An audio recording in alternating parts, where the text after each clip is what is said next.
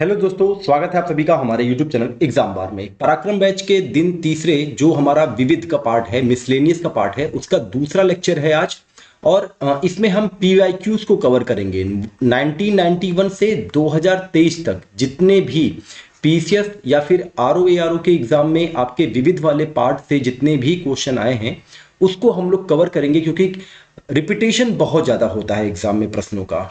ठीक है, तो कई पार्ट में करेंगे मिसलेनियस वाला, इसीलिए हमने जो है मिसलेनियस को वीकली रखा हुआ है। और मतलब कि वीकली नहीं, 2-3 वीक तक रखा हुआ है ताकि सारी चीजें वहां पे कवर हो जाए। एक प्रश्न था, अमेरिका उपग्रह प्रक्षेपण केंद्र ये कहां पे था? 4 ऑप्शन दिए गए थे, उसका आंसर था केप कैनेडी। केप कैनेडी जो है ये नासा का जो 10 स्थान है जहां से रॉकेट जो है सैटेलाइट लॉन्च किया जाता है उनमें से एक है। कैनेडी स्पेस सेंटर जो है ये मैरिड द्वीप फ्लोरिडा में स्थित है, इसको आप लोग ध्यान रखेंगे।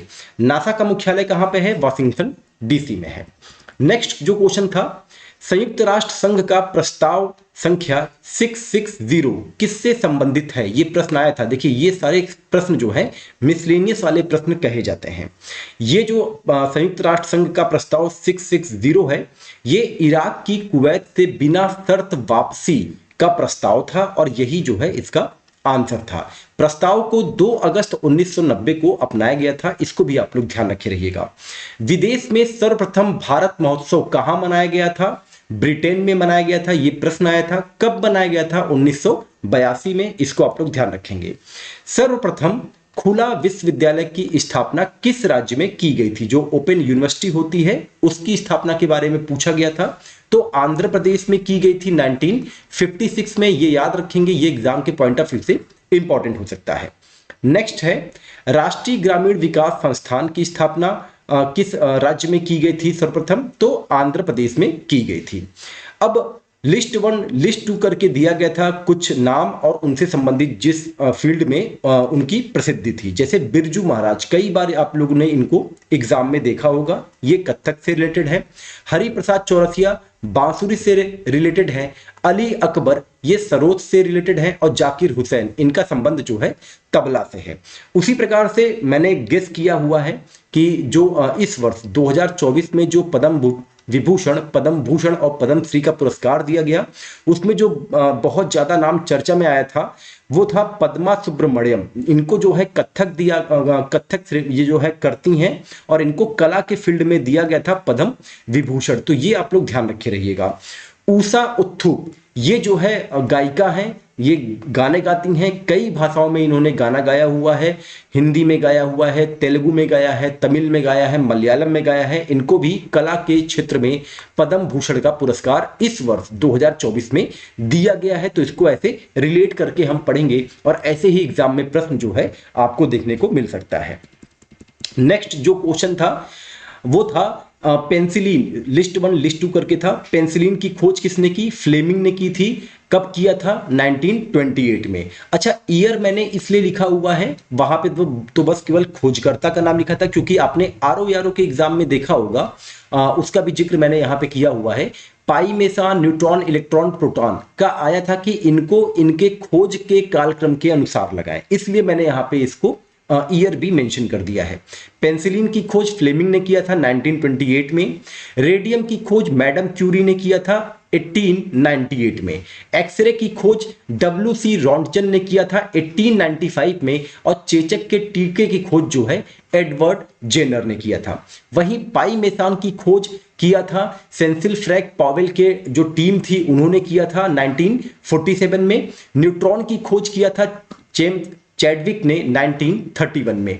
इलेक्ट्रॉन की खोज किया था जे थॉमसन ने 1897 में। और प्रोटॉन की खोज अर्नेस्ट रदरफोर्ड ने किया था 1911 में। और एक एक्स्ट्रा मैंने दिया हुआ है यहाँ पे, पॉजिट्रॉन की खोज जो है कार्ल डेविड एंडरसन ने किया था 1932 में। इसको आप लोग ध्यान रखेंगे, ये एग्जाम के पॉइंट ऑफ व्यू से इंपॉर्टेंट हो सकता है। नेक्स्ट क्वेश्चन की बात करें, जो दिया था खेल और ट्रॉफी, ये रिलेट करने के लिए दिया था। सूची 1 सूची 2 में करके दिया था, मिलान के लिए आया हुआ था। तो क्रिकेट का रणजी ट्रॉफी का संबंध जो है वो क्रिकेट से है। पुट ट्रॉफी का संबंध जो है वो गोल्फ से है, मोहन बगान ट्रॉफी का संबंध फुटबॉल से है, और पॉट ट्रॉफी का संबंध जो है ये बिलियर्ड्स खेल से है। इसको आप लोग ध्यान रखेंगे। राष्ट्रीय स्वास्थ्य नीति की घोषणा कब की गई थी? 1983 में की गई थी। इसको आप लोग ध्यान रखे रहे। वहीं राष्ट्रीय बाल कोष की स्थापना कब की गई थी? 1979 में की गई थी राष्ट्रीय बाल कोष की स्थापना।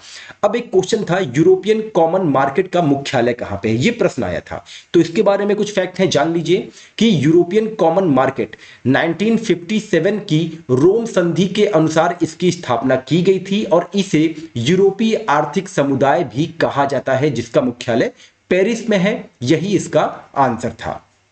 नेक्स्ट जो क्वेश्चन था विविध से मिसलेनियस से, वो था ऑपरेशन ब्लैक बोर्ड से। कई बार आपने एग्जाम में देखा होगा और ये आज भी आपके एग्जाम के लिए इंपॉर्टेंट है।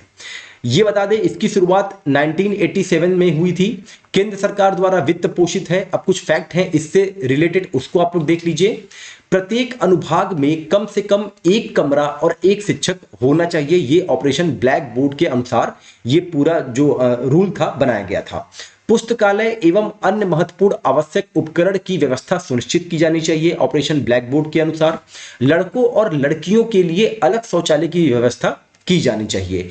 SC ST क्षेत्रों पर ध्यान देने की आवश्यकता ऑपरेशन ब्लैक बोर्ड के अनुसार बताया गया था। और इसका जो लक्ष्य था वो था 1986 में केंद्र सरकार द्वारा घोषित शैक्षिक रणनीति का लक्ष्य 14 वर्ष की आयु तक के सभी बच्चों को निःशुल्क और अनिवार्य शिक्षा प्रदान करना है। यानी कि जब 1986 में आपकी एक शिक्षा नीति आई थी तो उसके लिए ही जो है ये ऑपरेशन ब्लैक बोर्ड चलाया गया था। अच्छा, आप लोग कमेंट सेक्शन में बताएं कि 1986 में किसकी गवर्नमेंट थी, प्रधानमंत्री कौन था उस वक्त।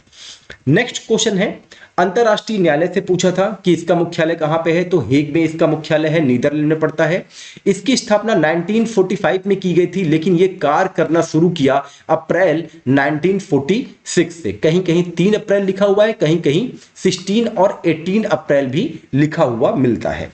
15 न्यायाधीश होते हैं और वो 9 वर्ष के लिए इनका चयन किया जाता है और अलग अलग जो है आपके कंटिनेंट से इनकी संख्या निर्धारित है। भारत रत्न, ये बहुत इंपॉर्टेंट है। ये जो है 91 में एक प्रश्न भारत रत्न से आया हुआ था, तो इसको मैंने आज के करंट अफेयर से रिलेट करके यहां पे मेंशन किया हुआ है, अपडेट किया हुआ है कि वर्ष 2024 में 5 व्यक्तियों को भारत रत्न दिया गया। सबसे पहले जो अनाउंसमेंट किया गया था वो कर्पूरी ठाकुर जी को लेकर किया गया था। इनको 49वां भारत रत्न दिया गया था। ये जननायक के नाम से जाने जाते थे। वर्ष 1970-71 और 1977-89 में ये बिहार के मुख्यमंत्री के रूप में ये कार्य किए थे और ओबीसी को आरक्षण दिलवाने में इनकी अग्रगणी भूमिका थी। ये आप लोग ध्यान रखेंगे। दूसरे नंबर पे जो अनाउंसमेंट हुआ था वो लाल कृष्ण आडवाणी जी का हुआ था, तो इनको 50वां भारत रत्न दिया गया था। बहुत इंपॉर्टेंट लाइन है ये, इसको आप लोग ध्यान रखे रहिएगा। स्टेटमेंट वाले प्रश्न यहां से बन सकते हैं कि 49वां भारत रत्न किसे मिला, 50वां भारत रत्न किसे मिला। तो लाल कृष्ण आडवाणी जी के बारे में कुछ फैक्ट है, उसको देख लीजिए। भारतीय जनता पार्टी की स्थापना के बाद सबसे लंबे समय तक के ये अध्यक्ष के रूप में कार्य किए थे। भारत के 7वें उप प्रधानमंत्री थे जो, और जिनका टाइम पीरियड था 1999 से 2004 तक का।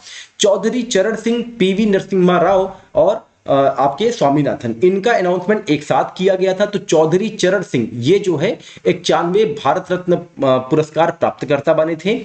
भारत के 5वें प्रधानमंत्री के रूप में जो है इन्होंने कार्यकाल संभाला था। उत्तर प्रदेश में ये 2 बार मुख्यमंत्री बने थे। एक बने थे 1967-68 में 7वें मुख्यमंत्री के रूप में, दूसरे बने थे फरवरी 1970 से अक्टूबर 1970 तक 9वें मुख्यमंत्री के रूप में इन्होंने शपथ लिया था। 1952 में कृषि मंत्री के रूप में जमींदारी प्रथा को समाप्त करने में उत्तर प्रदेश का नेतृत्व चौधरी चरण सिंह जी ने किया था। ये आप लोग ध्यान रखेंगे, ये एग्जाम के पॉइंट ऑफ व्यू से बहुत इंपॉर्टेंट होगा और ये आपका यूपी स्पेशल भी कवर करेगा।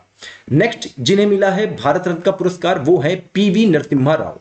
एक तो आपको इनका पूरा नाम पता होना चाहिए, पामुल पर्थी वेंकट नरसिम्हा राव, इनका ये पूरा नाम है। 1991-96 तक देश के 9वें प्रधानमंत्री के रूप में इन्होंने कार्यभार संभाला था।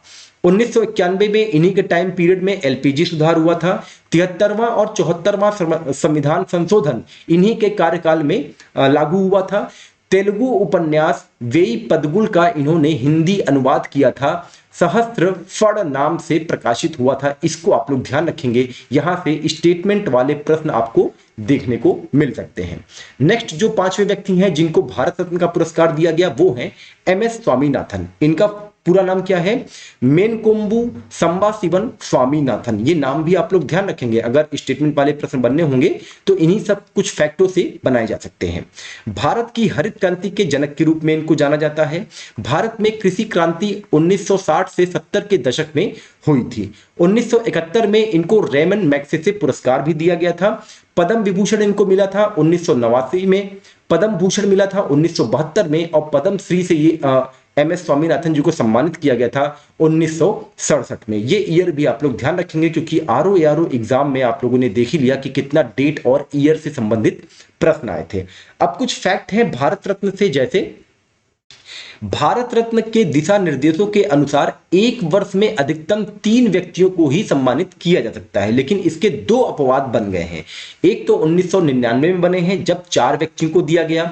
किनको किनको दिया गया था 1999 में? जयप्रकाश नारायण जी को दिया गया था, अमर्त्य सेन जी को दिया गया था, गोपीनाथ बोरदोलोई को दिया गया था और रविशंकर जी को दिया गया था। और दूसरा जो अपवाद है वो 2024 का है, जब 5 व्यक्तियों जो अभी मैंने बताया इन 5 व्यक्तियों को दिया गया है। और भारत रत्न का जिक्र मैं कई बार कर दिया हूं, आप बताइए कमेंट सेक्शन में कि भारत रत्न पुरस्कार की शुरुआत किस वर्ष से की गई थी। तो ये आज का जो है मिसलेनियस का था पूरा पार्ट, इसको हम कई पार्ट में कवर करेंगे और 1991 से लेकर 2023 तक जितने भी आपके मिसलेनियस से प्रश्न बने हैं उसको कवर करेंगे और ये आपके एग्जाम के लिए बहुत ही ज्यादा यूजफुल होगा।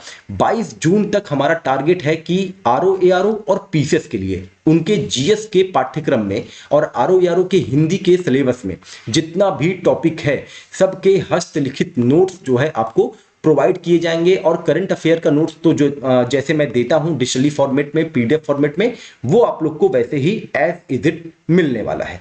चलिए मिलते हैं अपने कल चौथे दिन के टारगेट के साथ, तब तक अपना ध्यान रखें। नमस्कार, जय हिंद, जय भारत।